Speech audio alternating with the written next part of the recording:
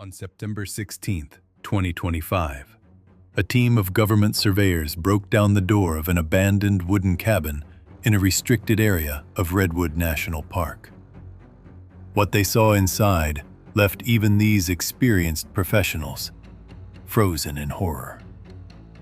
Sitting on the dirty floor was a critically emaciated woman who weighed barely 80 pounds. A massive, rusty iron mask was tightly secured to her head, fastened at the neck with a heavy padlock. The woman was alive, but unable to utter a single sound. 5 feet away from her, lying in a pool of blood, was an unconscious man with his skull completely shattered. The woman they found turned out to be 27-year-old Catherine Kelly, who had disappeared without a trace exactly 1 year ago in these woods, along with her older sister, Kathleen. However, the second girl was not found in the eerie room. At that point, the police did not yet know that the antique mask on the victim's face was not merely an instrument of torture, but a tool of an absolute system of control created by a psychopath, where the main rule of survival was dead silence. On September 18, 2024, the Kelly sisters left their normal lives behind forever. 27-year-old Catherine and her 29-year-old sister Kathleen were renting a small wooden house on the outskirts of the coastal town of Crescent City. It was supposed to be an ordinary vacation, a brief escape from the hustle and bustle of the city.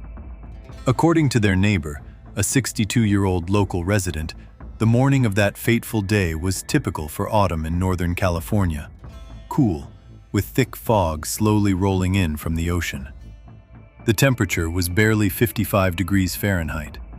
The witness later told investigators that he had seen the girls as they were loading their belongings into the car. According to the interrogation transcript, the man noted that the sisters appeared calm, were drinking coffee from paper cups, and were discussing their upcoming route. At 7:45 a.m., they got into a dark blue Ford Explorer and set off. Their destination was Redwood National Park, a place where the tallest trees on the planet grow, some of which are up to 2,000 years old, over 300 feet tall, and have trunks up to 20 feet in diameter. The route the young women chose required advanced preparation. High Trees Grove is a fairly isolated section of ancient forest, accessible only via a challenging and winding 16-mile dirt road. At 9:30 a.m., an automated security camera installed at the checkpoint at the park entrance captured the last confirmed image of the girls. The black and white camera footage clearly shows the interior of the car. The older sister, Kathleen, was behind the wheel. Kathleen was sitting in the passenger seat with an unfolded paper map of the area in her hands. After being captured by this camera, the SUV disappeared into a dense forest, and their cell phones lost network signal. At 8 p.m., the girl's mother, who was hundreds of miles away in Seattle, began to feel extremely anxious. The sisters strictly followed a family rule. Whenever they returned from an area with no cell service, they were supposed to call her immediately. According to the plan, the girls were supposed to be back at their rental house by 4 p.m. At 8:14 p.m., a 911 dispatcher received an emergency call from the worried woman. A recording of the conversation was preserved. The mother's voice trembled violently with panic, but she was able to clearly state the make of the car and her daughter's exact route. Given the nature of the mountainous terrain, this situation was immediately classified as high risk. 2 local police patrol crews were ordered to immediately check the parking lot at the very start of the hiking trail. At 10:15 p.m., the cars reached the end of the dirt road. The temperature had dropped to 40 degrees Fahrenheit. In the parking lot, which had space for 15 vehicles, stood a lone dark blue Ford Explorer. A depressing emptiness reigned all around. The officers approached the SUV. The doors were securely locked.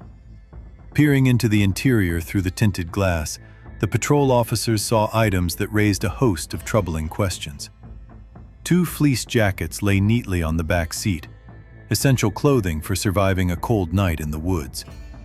A topographic map, Catherine's high-end professional camera, and 2 plastic bottles of water were left on the front seat. The officers found no signs of forced entry, blood, or a struggle. Everything looked as if the sisters had left their belongings in the car and gone for a short walk, planning to return in less than an hour.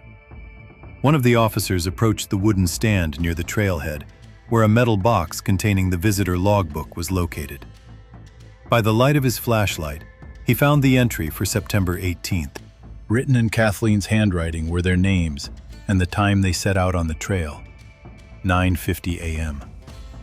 The return time column remained blank. The senior patrolman stepped away from the stand and stared into the black abyss of the night forest. The beam of his flashlight was lost among the massive tree trunks just 50 feet away. In this absolute silence, only the sound of the wind could be heard. The officer reported to the dispatcher that a rescue team with dogs would be needed in the morning. He stood on the edge of the darkness, not yet suspecting that a few miles away, the clock had already begun to tick, and the ancient forest giants had become silent witnesses to a horrific crime. On September 19, 2024, at 6 o'clock in the morning, the empty parking lot at the start of the hiking trail had turned into a bustling command center. Redwood National Park had become the epicenter of the largest search operation in Northern California in the last decade. The area around the grove of tall trees was meticulously divided into 80 square sectors. More than 80 professional rangers, 4 specialized canine teams from the state police, and about 120 local volunteers were enlisted to help. Each volunteer underwent rigorous training. According to one of the search coordinators, the orders were clear. Look for anything out of the ordinary in the forest: a scrap of fabric, a boot print in damp soil, scratches on the bark, or broken branches at human height.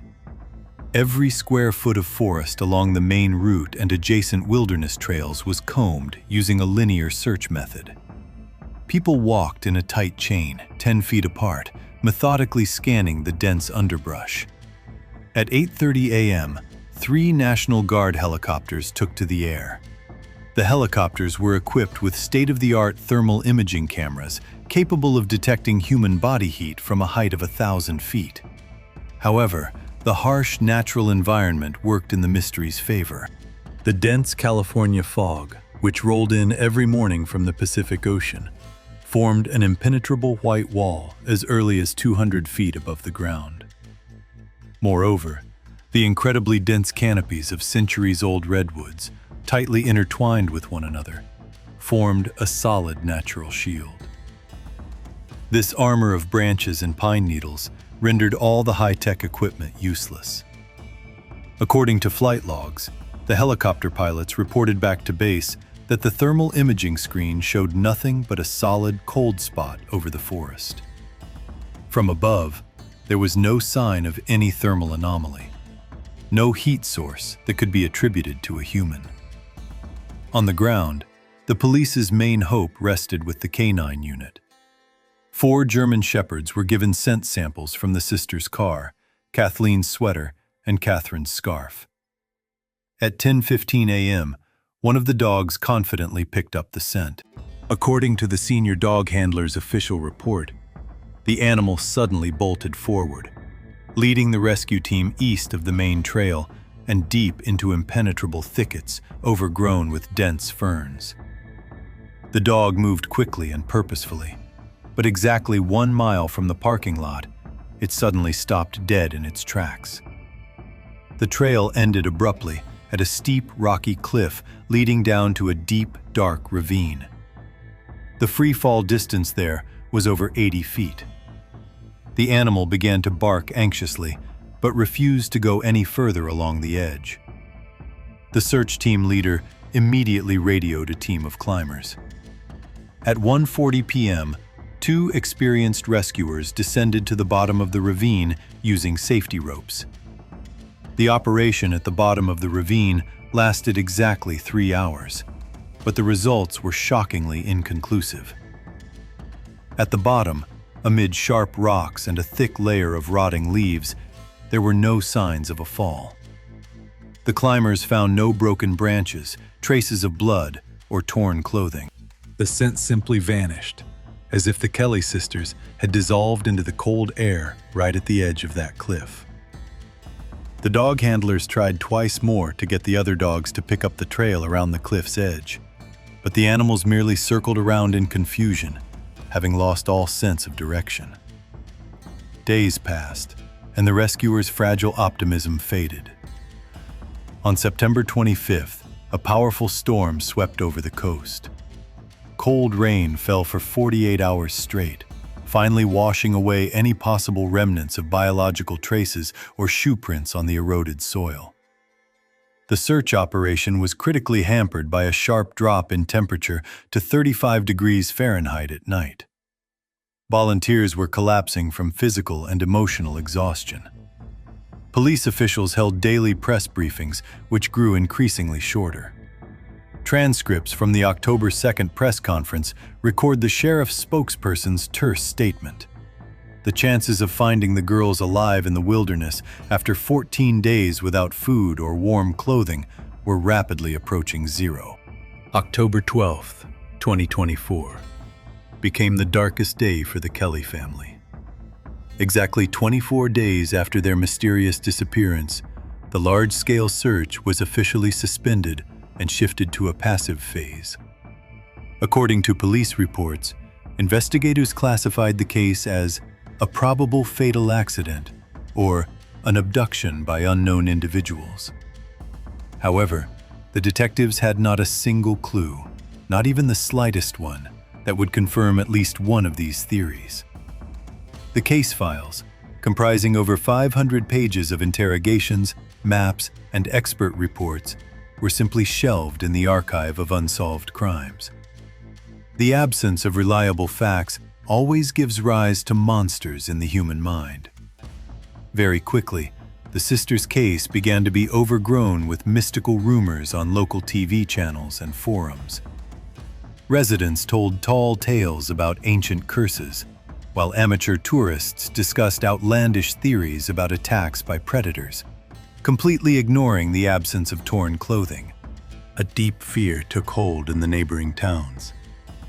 Sales of self-defense weapons rose sharply by 20%, while the number of visitors to the national park fell by half.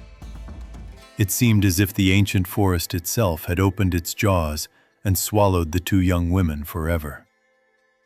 Rescue workers finally left the area, removed the yellow caution tape, and an eerie, primeval silence once again reigned over the grove of tall trees. The police were absolutely convinced they had done everything possible, having searched every inch within a 5-mile radius.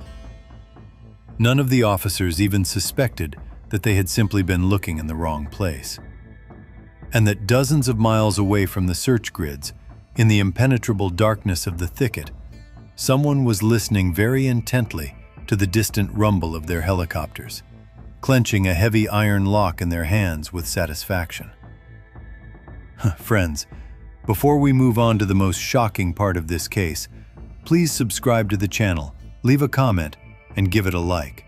YouTube's algorithms are designed so that your activity helps promote the video, and thanks to that, more people will be able to watch this story. Thank you for your support. The Kelly sisters' case had remained open, and at the same time completely dead-end, for exactly 1 year. On September 16, 2025, it took such an unexpected turn that no detective could have foreseen. That morning, a team of 4 state surveyors set out on a deep expedition into the forest. Their official task was to conduct routine topographic surveys in the remote northern sector of the national park, which was closed to visitors. This area lay about 15 miles from the grove of tall trees. The terrain there was so wild that they had to travel exclusively on foot, cutting a path through dense thickets of ferns and fallen trunks of ancient redwoods. At 2:20 p.m., As they pushed through yet another wall of underbrush, the surveyors stumbled upon a structure that did not appear on any topographic map. In the deep shade of the trees stood a dilapidated wooden building covered with a thick layer of green moss.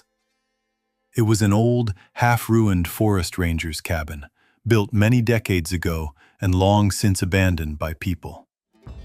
According to the testimony of the survey team leader, which he later provided to the county police, the house looked abandoned, but something about its appearance triggered an instinctive sense of unease. The front door, made of thick planks, was securely propped shut from the outside with a massive log, as if someone had deliberately barricaded the exit. As they approached the facade, the men suddenly froze. From inside the building, through wide cracks in the cracked walls, came a faint, very muffled, and unnatural sound, resembling a stifled human moan. Pushing aside the heavy log, the surveyors forced open the jammed door, tearing off the rusty hinges. According to witnesses, an unbearable, thick stench immediately hit their noses, making their heads spin. It was a persistent smell of deep decay, metallic rust, and bodies that hadn't been washed in a long time. Sunlight streaming through the doorway illuminated an interior that resembled the eerie set of a horror movie. A woman was sitting on the dirty wooden floor amid homemade furniture that had been smashed to pieces. She was critically emaciated. Her body resembled a skeleton covered in pale skin. Doctors at the hospital would later record that her weight at the time of discovery was barely 80 pounds. Despite the appalling filth and her dreadful physical condition, one of the surveyors recognized her immediately. It was 28-year-old Catherine Kelly, whose photos had been posted on every utility pole in the state of California for a year. But the most terrifying thing was what was on her head. A massive, heavily rusted device made of heavy cast iron was secured to the young woman's face. This horrific contraption tightly clamped her jaw, encircling the entire lower part of her face and the back of her head, digging painfully into her skin. Around her neck, the metal was locked shut with a thick padlock. Catherine was alive. Her eyes were wide open in utter shock, but she could not utter a single word. The iron vise prevented her from parting her lips, so the woman could only moan helplessly through the rusty metal as she looked at her stunned rescuers. Another object caught the attention of the stunned men. 5 feet away from the woman shackled in iron, an unidentified man lay in an extremely unnatural position. He showed no signs of consciousness, only breathing hoarsely. His face was a bloody mess, and his facial bones and skull were horribly shattered, as if struck by a blow of unimaginable force. A dark pool of blood spread around his head, already beginning to clot on the old floor. One of the surveyors immediately pulled out a satellite phone and dialed the emergency number. They stood frozen in the middle of the room, silently staring at the blood-soaked scene, the eerie iron mask, and the emaciated victim. But with every passing second, a single question pulsed through their minds, causing cold sweat to break out. Catherine Kelly hadn't disappeared alone a year ago. Her older sister had been with her. Yet Kathleen wasn't in this blood-soaked hut. And the ancient forest beyond the walls remained deathly silent, securely concealing the terrible truth about who had set this ingenious trap, and exactly where the second captive was being held. At 3:50 p.m., an emergency medical services rescue helicopter landed on the helipad at the Klamath County Hospital. The evacuation from the wild forest took less than 40 minutes, but to the medical staff, that time felt like an eternity. Catherine Kelly was immediately transported to the secure intensive care unit. According to medical protocols, which were later added to the case file, the patient's vital signs were at a critical level. However, the main obstacle to providing full medical care remained the eerie device on her head. The surgical team on duty faced a problem not described in any modern medical textbook. The heavy iron mask, which tightly encased the woman's skull, lower jaw, and neck, was secured with a massive padlock covered in a thick layer of caked-on rust. Of course, there was no key. The doctors couldn't intubate her or even properly hydrate the patient. At 4:15 p.m., a special rescue team equipped with technical gear was called to the intensive care unit. Using compact hydraulic shears, the rescuers took exactly 20 minutes to meticulously cut through the half-inch thick steel shackle of the lock without damaging Catherine's fragile cervical vertebrae. When the device, which weighed exactly 6 pounds, was finally removed, a horrific sight met the doctor's eyes. The woman's face was covered with deep crimson scars, abrasions, and infected sores where the cold metal had dug into her pale skin for months. Her jaw muscles had nearly atrophied from prolonged immobility and constant pressure. While working to save Catherine's life, forensic experts from the Federal Bureau of Investigation began a detailed examination of the removed torture device. At first, investigators assumed it was a gruesome, homemade creation by a maniac, welded together in some woodshed. However, the laboratory analysis, which was completed 48 hours later, revealed a shocking result. It was an original antique medical jaw restraint, cast from cast iron in the early 20th century. Such highly specialized, sadistic instruments were used exclusively in one place in the state, the infamous Oak Haven Psychiatric Hospital, located 70 miles south of Redwood Forest. The clinic was shut down back in the 1960s due to numerous scandals and allegations of abuse against patients who were literally treated there with physical pain and total silence. This historical detail became a key lead in the investigation. While forensic experts examined the mask, police took fingerprints from the unconscious man found in the cabin. The database instantly returned a match. It was 45-year-old Silas Mercer. The man had no serious criminal history, only a few administrative arrests for vagrancy more than 10 years ago. However, a thorough check of his family history, conducted by agents, revealed a terrifying pattern. Silas's grandfather had worked as a senior orderly at that very same isolation ward at Oak Haven Clinic. After the facility closed, he had illegally removed some of the medical equipment. Silas had inherited from his ancestor not only a rusty arsenal of instruments of control, but also a genetic, pathological obsession with absolute silence. On September 20th, at 10:30 a.m., Catherine's physical condition had stabilized enough that the doctors allowed the detectives to conduct a first brief interview. According to the transcript of the interrogation, the woman's voice was barely louder than a whisper. Every word came with incredible pain, but she confirmed the identity of her tormentor. Catherine told the investigators that the iron mask was not merely a tool of physical punishment. It was a carefully designed instrument of total suppression of the individual. It ensured that the captives could not scream, could not chew through the ropes or plastic ties, and could not make a single unnecessary sound that might disturb Mercer's morbid tranquility. Silence had become his religion, his only law, and the sister's greatest curse. When the detectives, stunned by this chilling legacy of madness, cautiously asked the woman how exactly she and her sister had fallen into the hands of this forest monster exactly 1 year ago, Catherine closed her eyes. Tears slowly rolled down her ravaged cheeks.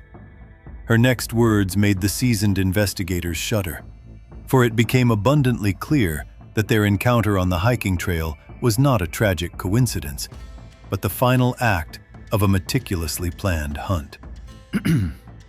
Gradually, during hours of emotionally draining interrogations that lasted from September 21st to September 23rd, Catherine Kelly was able to reconstruct in detail the chronology of that fateful day in the year 2024. According to the transcripts, the woman's account was frequently interrupted by severe physical pain and a state of shock, but the circumstances of the attack were forever etched in her memory. Detectives learned that on September 18th, around 11 a.m., the sisters were walking peacefully along the main hiking trail. The weather was clear, and the sun's rays were filtering through the dense canopies of the ancient redwoods. At one point, Kathleen noticed an incredibly picturesque deep ravine stretching a short distance off the well-trodden path. According to Kathleen, they decided to stray from the official trail by just 500 feet. This distance seemed perfectly safe, since they could still hear the distant footsteps and voices of other people. However, this short descent became a point of no return for them. Silas Mercer was already waiting for them in the tall fern thickets. Investigators cross-referenced the woman's testimony with information gathered by forensic experts directly in the forest. Mercer was no ordinary vagrant. According to an analysis of his campsites, the man had lived continuously in these wild forests for over 8 years. During that time, he had transformed a significant portion of the national park into his own deadly hunting grounds. He had built an extremely complex system of hidden traps, set up perfectly camouflaged shelters that blended in completely with the bark of old trees, and laid out a network of secret trails unknown to the park's official cartographers. For months, Silas had been discreetly observing tourists, studying their typical routes and waiting for the perfect target. The attack was lightning fast and professional. The woman testified that there were no warning screams, no sound of a breaking branch, and no rustling of leaves. Mercer attacked them from behind, approaching from a blind spot. According to the interrogation report, Kathleen was the first to fall to the ground. The maniac used a special industrial-grade stun gun, whose shock instantly paralyzes the human nervous system. Kathleen didn't even have time to turn around before she felt a sharp, burning jolt of electricity in her neck. The girls lost consciousness in a split second, without managing to make a single sound that might have alerted those around them. That is precisely why the numerous search dogs were later unable to find any signs of a struggle or a panicked escape near that trail. When Catherine began to slowly come to, her new reality turned out to be more terrifying than any nightmare. Impenetrable darkness surrounded her. The air smelled of stagnant mud and machine oil. She realized that her arms and legs were tightly bound with thick industrial plastic ties that cut mercilessly into her skin, cutting off her circulation. Every movement was met with excruciating pain, and her attempts to free herself only caused the plastic to dig even deeper into her body, leaving bloody gashes. A dirty, stiff rag had been shoved deep into her mouth and securely fastened to the back of her head with several layers of duct tape.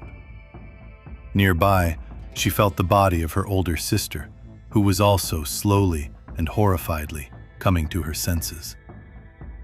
They were in the enclosed bed of an old pickup truck, which was traveling at high speed along an extremely bumpy, rocky dirt road. The women were painfully jolted against the metal sides with every bump, completely disoriented. Detectives would later calculate that Mercer had been driving them non-stop for over 2 hours. He had deliberately taken his captives dozens of miles away from all official tourist routes, venturing deep into the wildest and most impassable part of the park's northern sector. Finally, the vehicle came to an abrupt halt. There was a loud sound as the engine cut off, followed by heavy, measured footsteps. The tailgate of the pickup truck swung open, and the blinding light of a powerful flashlight mercilessly struck the sisters in the eyes. Their final stop was an isolated, half-rotten wooden ranger's cabin. Catherine told investigators that this bizarre structure was located not far from the gloomy stone ruins of the old Blackwood sawmill, abandoned back in the first half of the 20th century. Mercer roughly yanked the girls out of the truck bed and dragged them across the cold ground into the building. The heavy wooden door slammed shut behind them with a dull thud, cutting the sisters off from the outside world forever. Inside, there wasn't a single window, only stifling darkness and the smell of death. It was at that very moment that Silas demonstrated his rules to them for the first time. When he ripped the tape off their faces with a sharp movement, Kathleen instinctively tried to scream. The maniac's reaction was instantaneous. A powerful punch to the face silenced her. Silas leaned toward them and, according to Catherine's testimony, explained very quietly that from now on, there was only one inviolable law within these walls: dead silence. Any sound, even the slightest, would be brutally punished. But what truly paralyzed the young women with terror was not his sickening threats, but the fact that he slowly began to take things out of an old wooden chest, eloquently showing them exactly what the price would be for every word spoken. The next 365 days turned into an endless cycle of psychological and physical torture for the young women, meticulously planned by the maniac down to the minute. According to the criminal case file and Catherine's detailed testimony, their permanent place of confinement was a cramped wooden cage.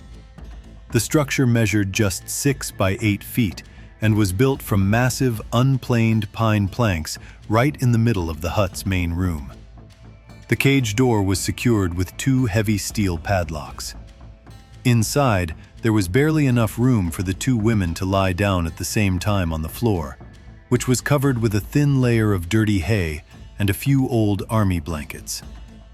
With the onset of winter, the temperature inside rarely rose above 50 degrees Fahrenheit, causing the captives to suffer constantly from hypothermia. Daily life was reduced to the bare minimum. Meager portions of food and water were served at 7 a.m. and 7 p.m., strictly in complete silence. Silas Mercer had turned the old building into a perfect acoustic trap.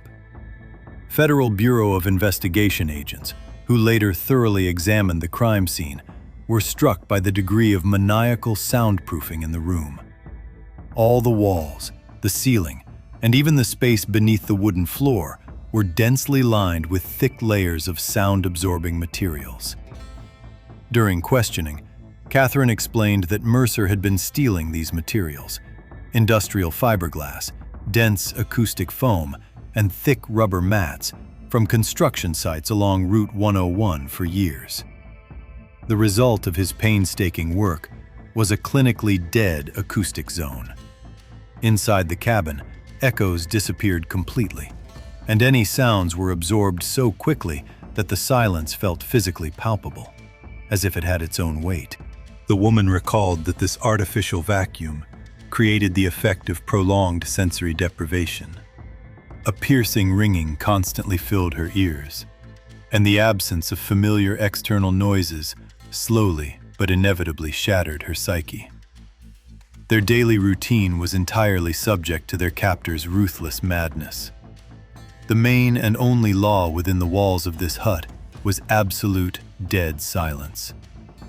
Any natural sound, even the slightest, was brutally punished.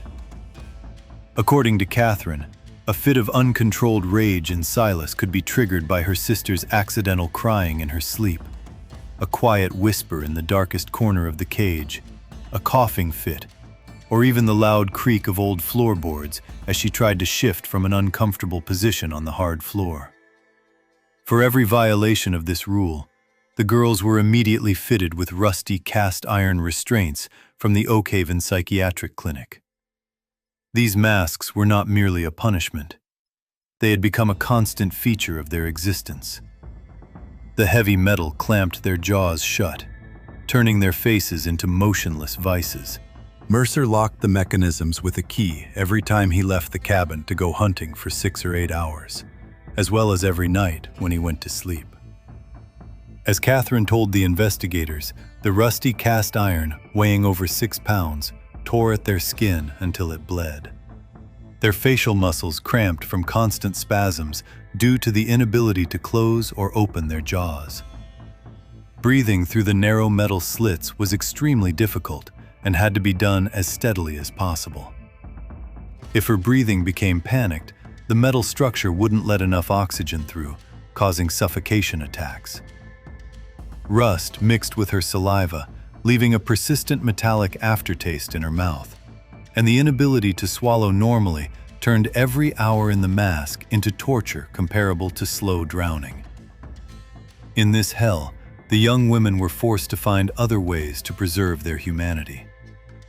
By December 2024, the only way the sisters could communicate during those endless hours of darkness was through the cautious touch of their fingertips. When the masks were on their faces, the sisters would sit for hours, huddled close together.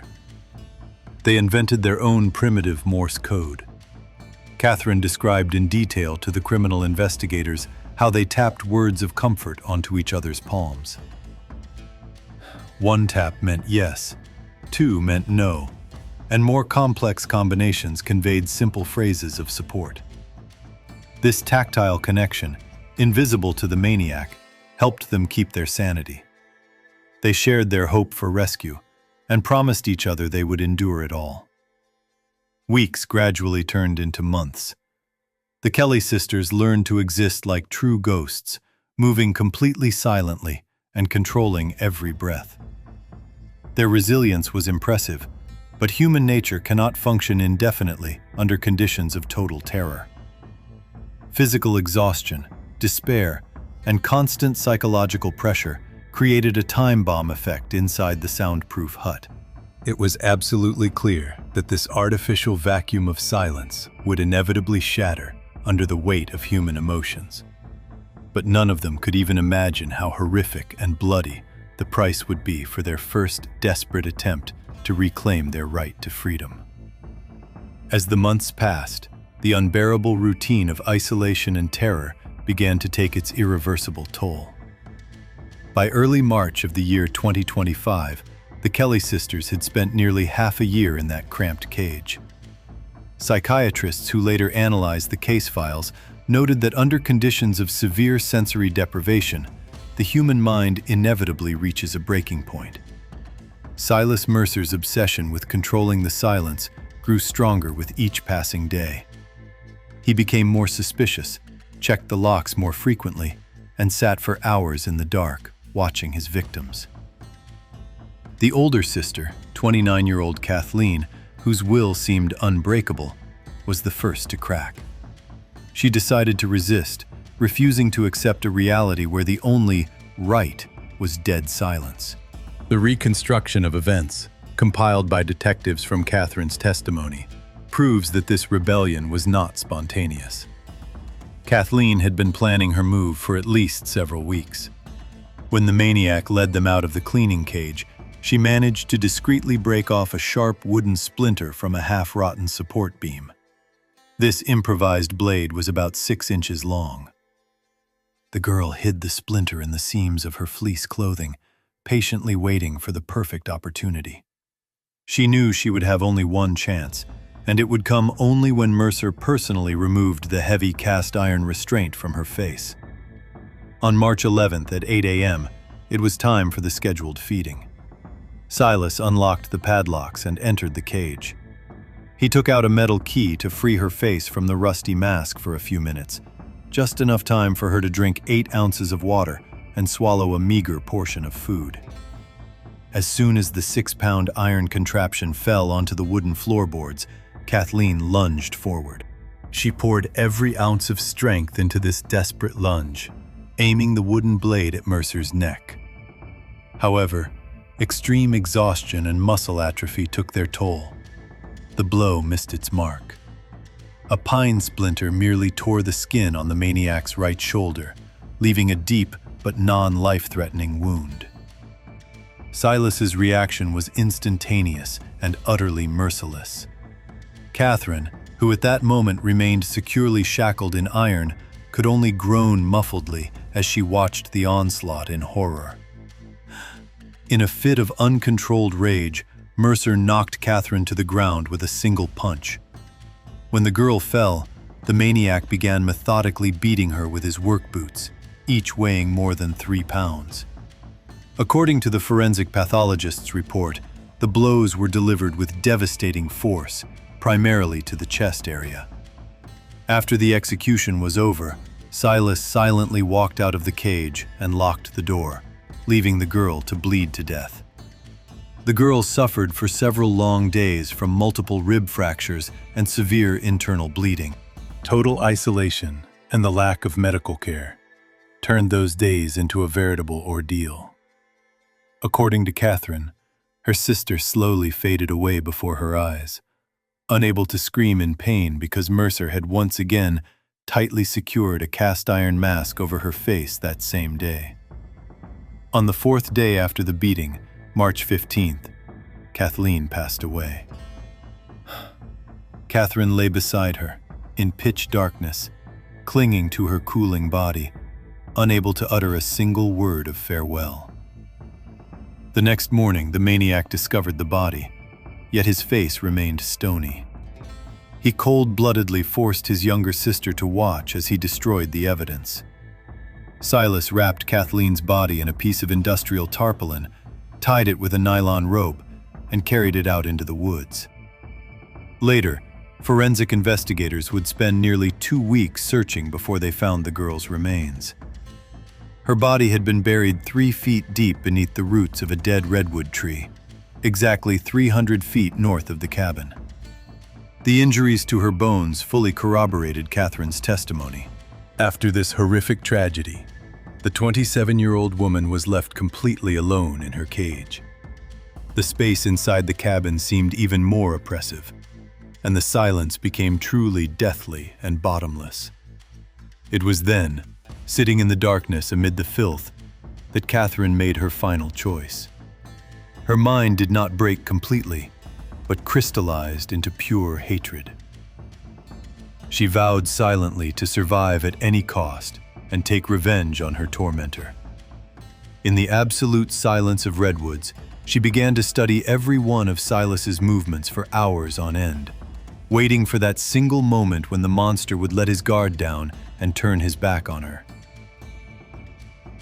The climax of this unprecedented and chilling story came in mid-September of the year 2025. After 6 long months of utter solitude in a soundproof wooden cage, Catherine Kelly had reached that critical threshold beyond which the human psyche either breaks irrevocably or crystallizes into a pure, animalistic instinct for survival.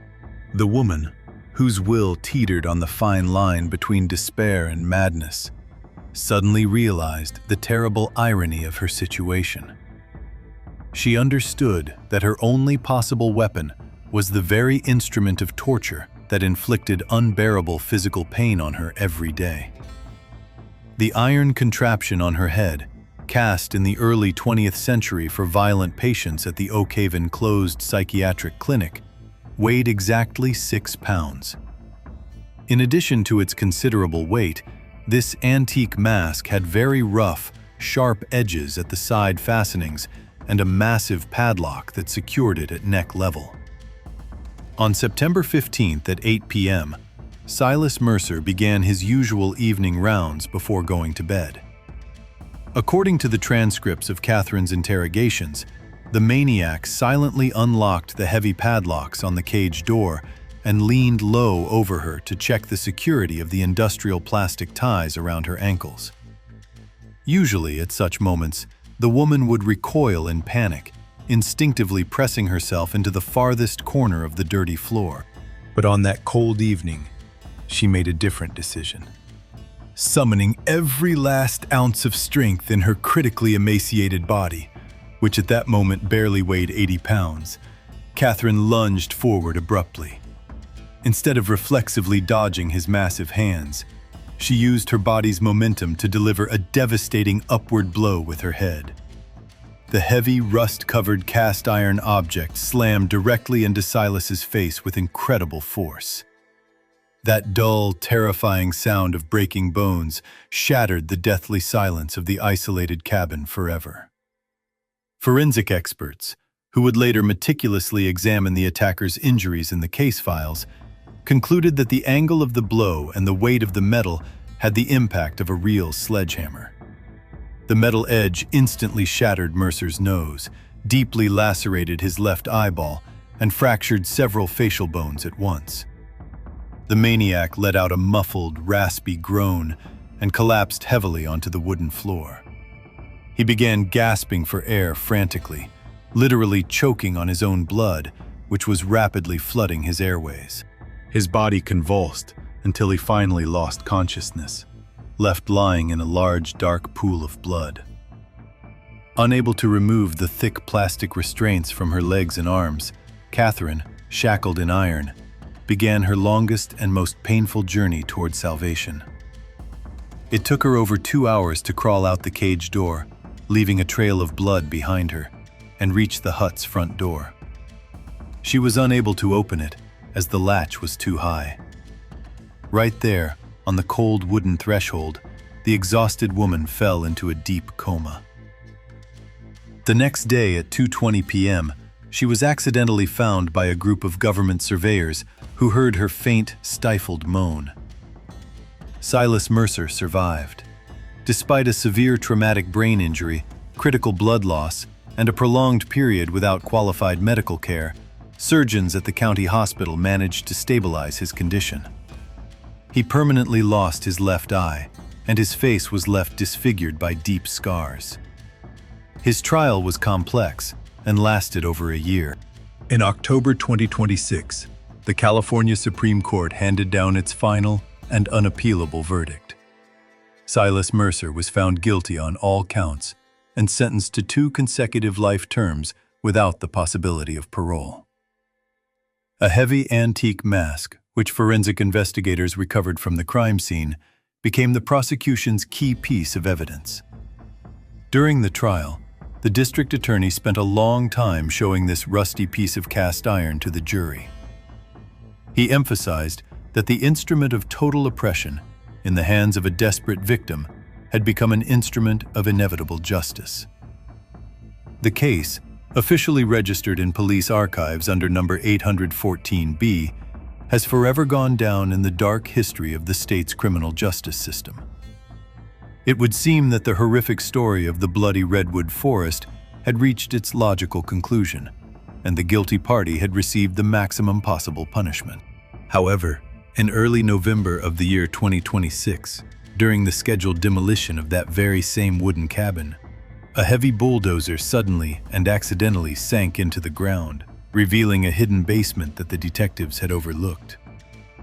When the investigative team rushed to the scene, they discovered a spacious room completely lined with soundproofing. In the middle of the room stood a metal table, and on it lay an old leather-bound notebook. On the first page, in neat handwriting, were listed names and dates, beginning in the year 2015. There were more than 20 entries on this list, but Kathleen Kelly's name was listed only as the 18th. The forensic investigators looked at these entries in complete silence, realizing that somewhere deep underground in these vast California forests, dozens of unsolved mysteries still lay, just waiting for their time to come.